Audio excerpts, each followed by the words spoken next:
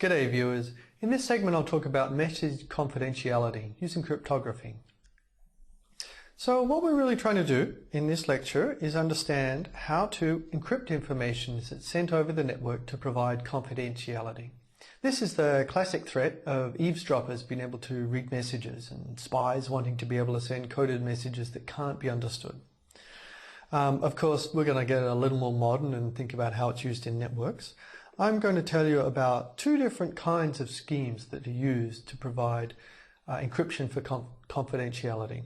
And they're symmetric or secret key schemes and public key or asymmetric encryption. And as I go through this, we're going to treat the crypto functions themselves as black boxes. So this is really more about how to use some of the primitives rather than exactly what bit operations are used inside the primitives themselves. It's very interesting to understand more about the crypto primitives themselves, but to do that we'll need to go over to a security course. Okay, so one of the first things I want to talk about here is the goal and threat model, so we understand what kind of security it is that we're trying to provide. The goal here is to send a private message from Alice to Bob. So Alice can send that message across the network to Bob and it will remain private. No one in the middle, Eve, will not be able to understand the contents of the message. This is called confidentiality. And you can see I have the diagram here. Alice is sending that message to Bob. And Eve here should not be able to read the contents of the message. That's the threat we're trying to protect against. Eve here is what's called a passive adversary. That means that she just gets to observe the messages as they go to and fro. She doesn't get to inject any of her own messages or tamper with them or do anything like that. So the threat model is simply that by observing them and looking carefully, she'll be able to understand what they say. If they're just sending the plane, well, that will be pretty obvious. So we're going to have to do something about that. Here's what we'll do about it. We'll use an encryption and decryption model. So this figure here shows the general setup for encryption and decryption to provide confidentiality. Alice is here over on the left, Bob's here over on the right. Alice and Bob, by the way, are standard names in cryptographic schemes. They were invented by Ron Rivest in some of his early papers, and now they're just used all over the literature. So Alice is going to send to Bob, and the message itself is called this plain text. So here's the plain text here. I love networks, of course. What else are you going to say? Now, we can't send this plain text over the network, or Eve's job in the middle will be trivial because she'll get the message. Instead, we want to encipher it and send what's called the ciphertext. That's this scrambled message here. So what Alice will do is she will encrypt the message before sending it. And she will encrypt it using this box here, this function, which we'll look at some schemes a little bit more in a moment. Once it's encrypted into this ciphertext, Eve will see the ciphertext because she's observing all of the network messages, but she won't be able to relate it to the original message. The encryption is parameterized here by a key. Now, if Bob has the same key, he'll be able to decrypt it and get back to plain text. And under this model, we've then sent a message across the network from Alice to Bob, but Eve hasn't been able to read it. Well, let's talk about that a little more and begin to go into some of the details and look at the schemes. The picture gives you the general setup. You should realize here that the encryption operation is a reversible mapping. So the ciphertext in some sense is the plain text, it's just confused. But there's a one-to-one mapping between them that can be reversed. So we can map a plain text into any plain text into its corresponding ciphertext and any ciphertext into its corresponding plain text. We also assume here, and this typical assumption, is that the attacker knows the algorithm. This dates actually from the 1800s as a general principle, in that you don't want the security of the algorithm, of the scheme, to rely on the security of the algorithm. Because if someone leaks the details of what the algorithm is, then it's all over. Instead, what happens is the algorithm is assumed to be widely known, but it's parameterized by a key. This key is secret, so it has to be held secret. If the key is compromised, then you can use the same algorithm with a different key. And an attacker, even if they were able to break the scheme with one key, they shouldn't be able to break it with another key. Of course, the problem here is that the keys need to be distributed. In some sense, we saw previously that Alice and Bob both had a key, so some kind of key needs to be distributed. This often turns out to be the Achilles heel of encryption schemes, because you've got to be able to get the key somewhere before you can really start sending encrypted information. And that's hard, since you can't easily encrypt that key to send it, because you're bootstrapping the system. Okay, so I'm going to talk briefly about the two different kinds of encryption schemes that you'll run into, and their pros and cons. That's our job for this segment, to find out about these two kinds of encryption. And they are symmetric key encryption, or secret key encryption as it's called sometimes, and public key encryption, or asymmetric encryption as it's called sometimes. I'll go into both in detail, but in a nutshell, the difference is the way the keying and the encryption is done. In symmetric key, Alice and Bob both have the same secret key. So they're sharing a key, and it's got to be secret. If you know the key, everything's over. And encryption is really mangling the bits of a message using this key in some way, making them unrecognizable by mixing them up.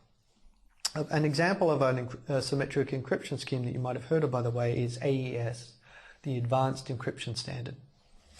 Okay, the second kind of encryption family, and I'll tell you a little bit more about both of these in a moment. The second kind of encryption family is what's called public key encryption. Here, the keys are different. This is really pretty funky. Everyone has a key, so Alice and Bob both have their own key, only each key is split into two parts. It's split into a public part, which can and should be widely known, so everyone can see the public part of a key, and also a corresponding private part. That private part needs to stay secret. Only the owner of the key should have this. If they lose it, it's all over. Encryption in this funny split scheme is actually based on different kinds of mathematical problems. You might have heard of one well-known public key scheme called RSA. That scheme is based on the mathematical problem of factoring. It's very difficult to factor very large numbers that are the product of two large primes. So that difficulty allows the construction of a problem that, the division of a problem into two parts. It's very easy to take the mapping one way and very hard to take it the other way. And that's going to translate into us having a key, part of which is public, part of which is secret. So let's talk about both of these schemes in just a little bit more detail so you can see what's going on. Here's the same general picture as I had before. So in symmetric key encryption, or secret key encryption, Alice and Bob have the same key. I've called that here KAB, and you can see here it is. They both have it, and it's marked a secret key. They both have it, and they need to keep it secret, because anyone who possesses this key can read messages and send messages with the same cipher. And they simply go through the same motions that I've described before. They encrypt using this key. It moves from the plain text here to the ciphertext here. And on the other side, they decrypt using the same key, and Bob is able to get the plain text back. So that was symmetric key encryption. That's it. I'm not going to tell you the details of what's inside the encryption boxes, because that's really beyond what we can cover. Okay, the next one, public key encryption, or asymmetric encryption. This is a little stranger. So here's our diagram again, and the key concept here, the key difference is that Alice and Bob each have their own key, and that key is split into a public-private key pair. So there are public and private portions of the key pair. I've shown here Bob's key.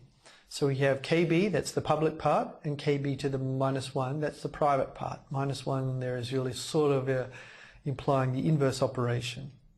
So now, in this scenario, Alice is going to send to Bob, so we're interested in this direction. And for the keying arrangements, Alice is going to get to use Bob's public key, that's KB, to send a message to him. And Bob is going to have his private key, that K to the -1B, here. So those are the keys we have. So here's how it works. Alice is going to perform an encryption operation to get the ciphertext, but to encrypt she simply uses Bob's public key. Now actually Alice is doing this to send to Bob, but since this key is public, anyone can get it, should be able to get it. And since they can get it, anyone can encrypt a message that's sent to Bob. And when it's encrypted with this, it will be ciphertext that no one on the network, like Eve, should be able to understand the contents of. So that was the first step. The second step, as it goes over here, is that Bob decrypts it with his private key, and he can get back the plain text. Now that private key, KB to the -1, is a key that only Bob has. So he hasn't given this key to anyone else, not even Alice. So he's the only person who is able to decrypt and read this message. So we've created a system where anyone can send an encrypted message to someone and only they can read it. That's public key encryption. So one of the difficulties, the key difficulty really, with these schemes has to do with key distribution. Okay, it's a big problem, a major problem on the network.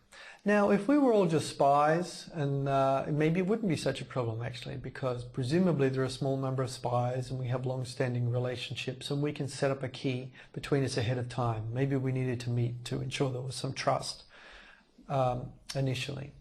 On a network, however, hosts will often want to talk to other parties who they've never met before and they have only the faintest notion of who they are. So to do that, we would always like to be setting up new keying arrangements. We can't really do that. It's problematic with symmetric key encryption. And that's because, before we can use symmetric key encryption, you need to set up a key with someone. So you sort of need to know them ahead of time to set up the key, but we're always meeting these new parties.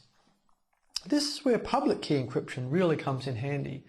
You can send a message to someone, and if their public key is available, they can publish the key on their web page. Everyone can know it.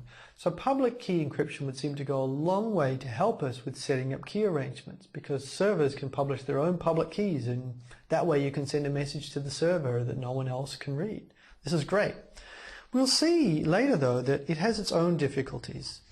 And the difficulties really have to do with needing a trusted directory service to distribute the public keys.